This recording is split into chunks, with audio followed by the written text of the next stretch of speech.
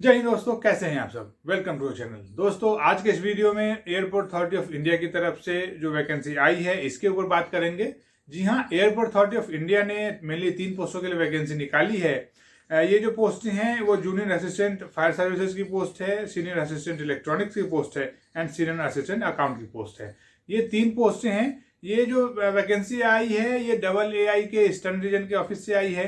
तो वैसे सभी मेरे दोस्त जो West Bengal, Bihar, Jharkhand, Odisha, Chhattisgarh, Sikkim and Andaman and Nicobar island से अगर बिलोंग करते हैं तो वो इसके लिए एलिजिबल हैं, वो इसके लिए फॉर्म अप्लाई कर सकते हैं। ये ऑल इंडिया वैकेंसी नहीं है, ये सिर्फ इन्हीं स्टेट या इन्हीं यूनियन टेरिटरी में रहने वाले दोस्तों के लिए है, बिकॉज ये ईस्टर्न रीजन की वैकेंसी है। ये चीज आप नोट कीजिएगा।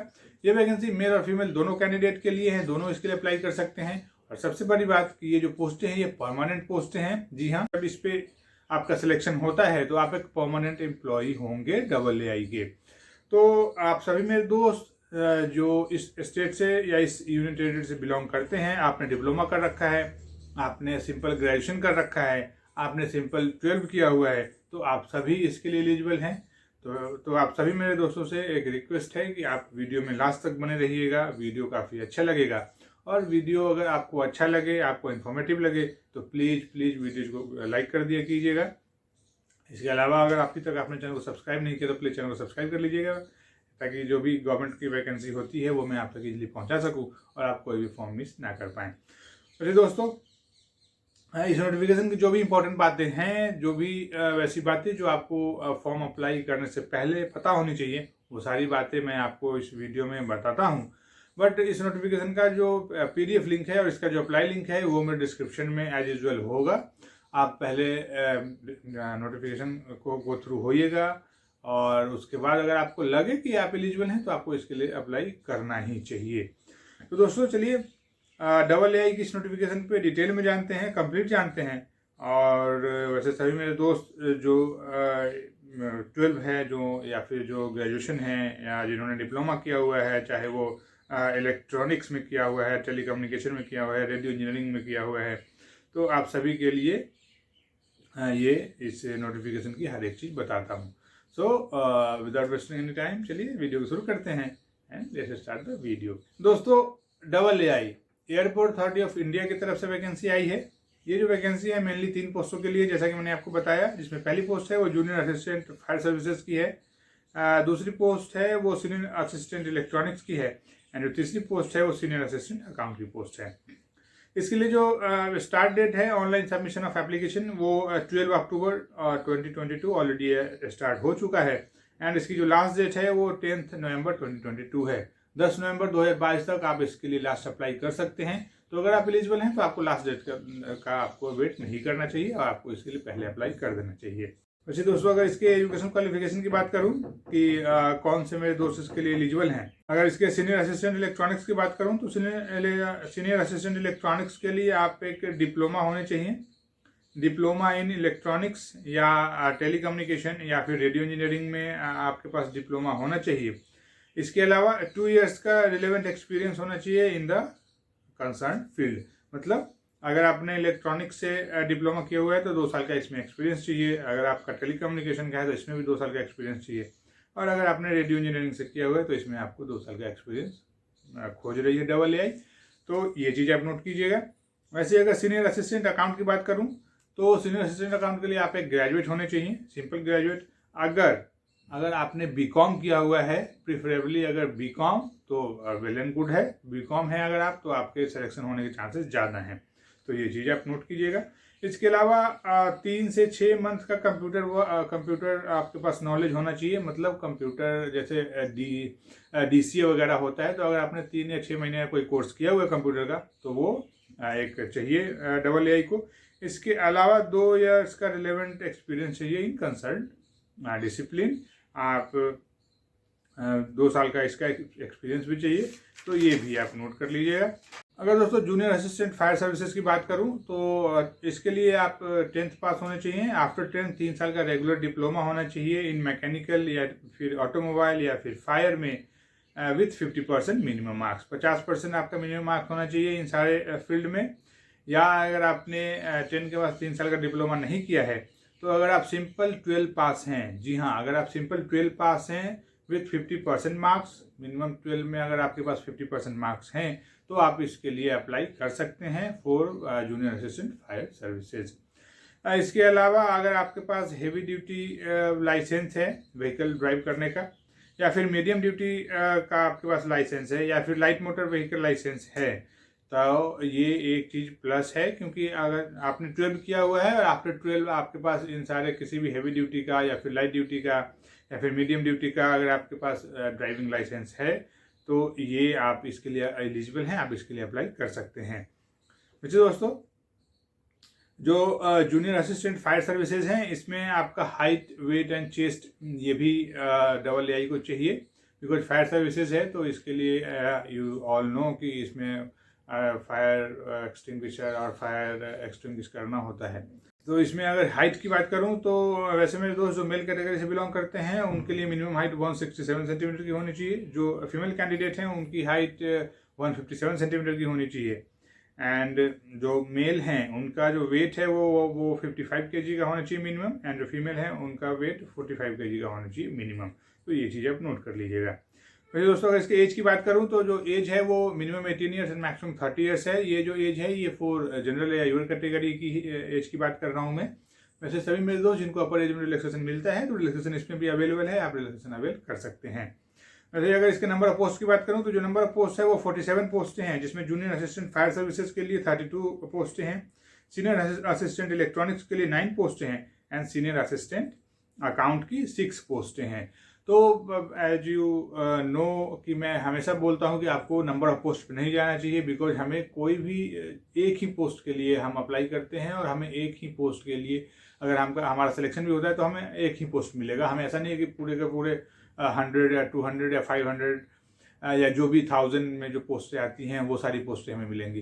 तो आपको कभी भी नंबर ऑफ पोस्ट को कंसीडर करके फॉर्म अप्लाई नहीं करना चाहिए, बिकॉज नंबर ऑफ पोस्ट पे अगर आप जाएंगे तो आप नौकरी नहीं ले पाएंगे। सो आपको नंबर ऑफ पोस्ट नहीं देखना है, आपको अगर आप एलिजिबल हैं, अगर आप इंटरेस्टेड हैं तो आपको सीधा अप्लाई करना चाहिए। तो ये चीज़ आप नोट कर लीजिएगा। दोस्तों अगर इसके सिलेक्शन प्रोसेस की बात करूं तो जो सिलेक्शन प्रोसेस है ये मेनली 3 या 4 फेज में कंप्लीट होता है। जो पहला फेज है वो ऑनलाइन एक कंप्यूटर बेस्ड आपका एग्जाम होगा, एक रिटन एग्जाम होगा जो कि ऑनलाइन होगा। जब आप रिटन एग्जाम क्वालिफाई कर लेते हैं देन आपका डॉक्यूमेंट वेरिफिकेशन होगा, एंड ये सारे कैंडिडेट के लिए है, ये जो भी 3 पोस्टें हैं ये सभी के लिए हैं ये दोनों सिलेक्शन प्रोसेस। एंड जो fire services junior assistant fire services के लिए जो अप्लाई करते हैं, फिर जो जिसके उसके लिए अगर उनका सिलेक्शन होता है तो फिर आपका उसमें ड्राइविंग टेस्ट देखा जाएगा, जैसा कि मैंने आपको बताया कि उसमें ड्राइविंग लाइसेंस आपके पास होना चाहिए। एंड ड्राइविंग टेस्ट के बाद आपका मेडिकल टेस्ट होगा। मेडिकल टेस्ट है ये तीनों पोस्टों के लिए है। एंड जो फायर सर्विसेज हैं उनका एक एक्स्ट्रा होगा, वो PMT होगा, फिजिकल मेजरमेंट टेस्ट होगा, आपका हाइट वेट चेस्ट देखा जाएगा। इसके अलावा आपका PET होगा, फिजिकल एंड्योरेंस टेस्ट होगा, जिसमें रनिंग, रोप क्लाइंबिंग और जो हर्डल जो ऑब्स्टेकल होता है उसको क्रॉस करना होता है। ये सारी चीज़ें फायर सर्विसेज के कैंडिडेट को करना पड़ेगा। तो ये चीज़ भी आप नोट कर लीजिएगा। इसका जो डिटेल है वो डिस्क्रिप्शन में दिया हुआ है, आप डिस्क्रिप्शन में जाइएगा, नोटिफिकेशन को अच्छे से गो थ्रू होइएगा और सारी डिटेल को एक बार देख लीजिएगा। तो दोस्तों अगर इसके एग्जाम पैटर्न की बात करूं तो जो एग्जाम पैटर्न है for junior assistant fire services की बात करूं तो इसके लिए जो एक रिटन एग्जाम होगा जो कि ऑनलाइन होगा, CBT होगा। ये मेनली 2 पार्ट में कंसिस्ट होगा ये रिटन एग्जाम। जो पहला पार्ट है उसमें सब्जेक्ट से क्वेश्चन पूछा जाएगा, जो भी आपका सब्जेक्ट है, लाइक अगर आप मैकेनिकल या फिर ऑटोमोबाइल या फिर फायर से अगर आपने डिप्लोमा किया हुआ है तो उसमें उसका एग्जाम होगा पार्ट 1 में। पार्ट 1 में 50 क्वेश्चन पूछा जाएगा, हर एक क्वेश्चन 1 मार्क कैरी करेगा तो 50 मार्क्स आपको मिलेगा इसके लिए। पार्ट B में ये जनरल नॉलेज से या फिर जनरल इंटेलिजेंस से, इसके अलावा जो जनरल एप्टीट्यूड है उससे, एंड जो जनरल इंग्लिश है इससे क्वेश्चन पूछा जाएगा। तो 50 क्वेश्चन होगा, ये इन सारे सब्जेक्ट से होगा जो मिसलेनियस और जो और दूसरे एग्जाम में होता है उससे। तो 50 क्वेश्चन 50 मार्क्स का। तो जो टोटल नंबर ऑफ क्वेश्चन होगा वो 100 होगा, टोटल मैक्सिमम मार्क्स आपको 100 मिलेगा। एंड इसके लिए आपको 2 आवर का टाइम दिया जाएगा, 2 घंटे में आपको ये क्वेश्चन पेपर सॉल्व करना होता है। वैसे ही फॉर अगर सीनियर असिस्टेंट इलेक्ट्रॉनिक्स की बात करूं या फिर सीनियर असिस्टेंट अकाउंट की बात करूं तो इनका जो पेपर होगा वो अलग होगा। इसके लिए उनके एक CBT एग्जाम होगा ये पेपर भी 2 पार्ट में कंसिस्ट होगा। पार्ट 1 में 70 क्वेश्चन होगा, 70 क्वेश्चन सब्जेक्ट के ऊपर होगा, तो ये चीज़ आप नोट कीजिएगा। तो जो भी आपका सब्जेक्ट है, चाहे आप जिस भी फील्ड में, अगर आपने डिप्लोमा किया हुआ है या आपने बीकॉम किया हुआ है, तो उस कंसर्न फील्ड से आपका क्वेश्चन होगा वो 50 क्वेश्चन होगा। एंड जो पार्ट बी है उसमें general knowledge, general intelligence, general aptitude, general English से क्वेश्चन होगा, वो 30 क्वेश्चन होगा। तो जो टोटल नंबर ऑफ क्वेश्चन होगा वो 100 क्वेश्चन होगा। जो टोटल मैक्सिमम मार्क्स आपको मिलेगा वो 100 मार्क्स मिलेगा। एंड इसके लिए टाइम का ड्यूरेशन होगा वो 2 आवर का होगा। 2 घंटे में आपको पेपर सॉल्व करना होता है। इसके लिए एक जो सबसे अच्छी बात है, जो कि मुझे बहुत अच्छी लगती है, कि इसमें कोई भी नेगेटिव मार्किंग नहीं है। तो आप बेझिझक वहाँ पे अटैम्प्ट ले सकते हैं। और आप अटैम्प्ट लेना, जैसे कि अटैम्प्ट लेने का मैं आदी था, तो जिस एग्जाम में नेगेटिव मार्किंग नहीं होता है उसमें माइंड फ्री होकर विदाउट एनी टेंशन आप एग्जाम दे सकते हैं और अटैम्प्ट ले सकते हैं।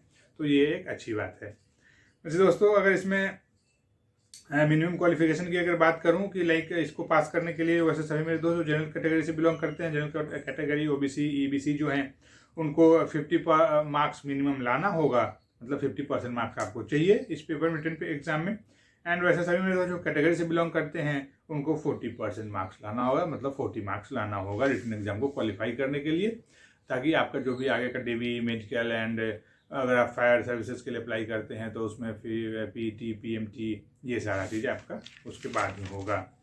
वैसे दोस्तों, अगर लास्ट में अगर इसके फ़ी की बात करूं, जो फ़ी है वो 1000 रुपीज़ है। फ़ी आई थिंक काफ़ी ज़्यादा है। 1000 रुपये काफ़ी मायने रखता है, तो 1000 रुपये है। एंड वैसे सभी मेरे दोस्त जो फीमेल कैटेगरी से, SC, ST, PWD, ex serviceman category से बिलोंग करते हैं, इनके लिए कोई भी एप्लीकेशन फ़ी नहीं है, एप्लीकेशन फ़ी नील है।